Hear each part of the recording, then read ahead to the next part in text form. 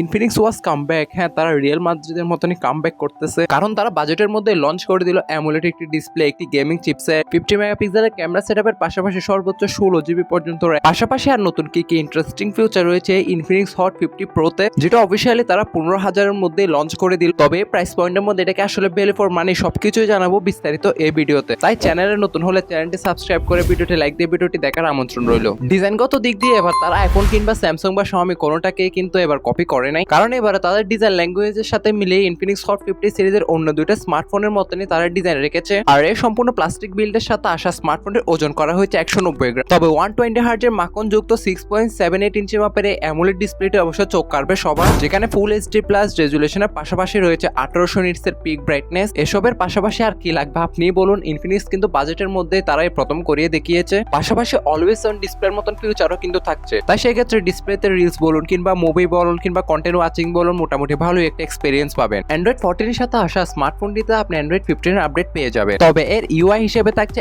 XOS 14.5। তবে আপনি যদি ইনফিনিক্স সম্পর্কে ধারণা রাখেন সেক্ষেত্রে বুঝতে পারছেন এর ইউআইটা কিন্তু একটু পুরনো। আমার মতে তাদের এই ইউআইটাকে অবশ্যই নতুন করা উচিত। তো মনে হয় না এই আশাটা বিতে যাবে, কারণ এক বছরের যেহেতু মেজর আপডেটটা দিয়েছে, যেটাতে এবারে তার চিপসেট হিসেবে দিয়েছে MediaTek Helio Z100, যেটা অনেকটাই বলতে পারেন Z99 এর একটা হালকা আপগ্রেডেড ভার্সন, যেটা 6 ন্যানোমিটার আর্কিটেকচারের উপর তৈরি করে একটি 4G চিপসেট, যার মাধ্যমে টুকটাক হালকা পাতলা গেমিং এর এক্সপেরিয়েন্স কিন্তু পেয়ে যাবেন আপনারা, যেখানে আপনি পাবজির মতন গেম টাইনা টুনা 40 FPS এ রেখে খেলতে পারবেন। আর যারা কিনা ফ্রি ফায়ার লাভার রয়েছেন তারা মিডিয়াম থেকে হাই গ্রাফিক্স এ রেখে অনায়াসে প্লে করতে পারবেন গেমটি। পাশাপাশি আপনি যেসব রেগুলার টাস্ক হ্যান্ড ওভার করে থাকেন সেক্ষেত্রেও মোটামুটি পারফেক্ট হবে স্মার্টফোনটি। তবে আমি বলবো পাবজির মতন গেম যদি আপনি ক্যাজুয়াল টাইপের প্লে করে থাকেন সেক্ষেত্রে মোটামুটি ঠিকঠাকই বলবো, কারণ স্মার্টফোনটিতে আপনার 8GB RAM ভেরিয়েন্ট থাকলেও পাশাপাশি আরো 8GB যোগ করে মোট 16GB একটা মজা নিতে পারবেন। তবে সেটা ভার্চুয়ালি কিংবা মনে মনে। ডুয়েল 4G সিম এর পাশাপাশি থাকছে একটি SD কার্ড ব্যবহার করার সুবিধা, ফলে বেস ভেরিয়েন্ট 128GB হলেও আপনি 1TB পর্যন্ত বাড়িয়ে নিতে পারবেন আপনার ইন্টারনাল স্টোরেজ। পাশাপাশি 256GB ইন্টারনাল স্টোরেজ অপশনটাও কিন্তু অ্যাভেলেবেল রয়েছে,